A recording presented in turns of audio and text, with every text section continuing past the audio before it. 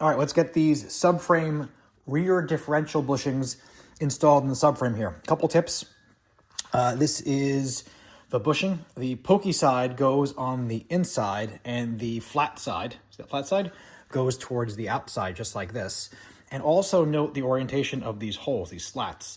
So the way it's going to go is, it is going to go these indents, are going to go up and down, 12 o'clock and 6 o'clock, and the flat side, or the filled in sides, are going to go 3 and 9 o'clock. All right, so this would be the correct orientation. I'll show you real quick.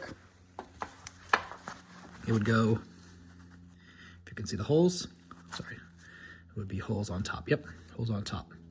That would be correct. This would be incorrect because you got to look at how the load is being absorbed by the bushing, and this gives it no ability going left and right, so it has to go holes up. All right.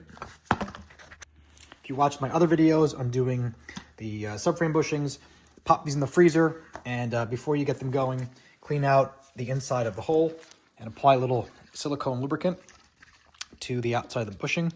It'll make going back in very easy, and also freeze it. Freeze it for overnight. It'll make it a lot easier. It'll be smaller, and it'll fit much easier inside the hole.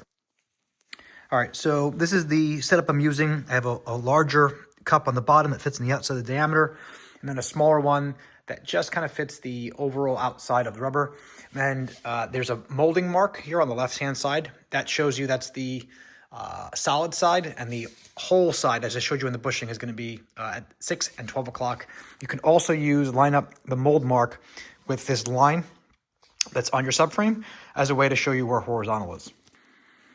It really is super simple. There's no need in watching me film pushing this in. It goes in pretty straight. Just keep it straight. Make sure it doesn't go in sideways. And you want to, for the back side, you want the back of the rubber bushing to sit flush with the metal here on the subframe. And when she's all done, it'll look like that. So holes on top, flat, solid parts on the left and right side.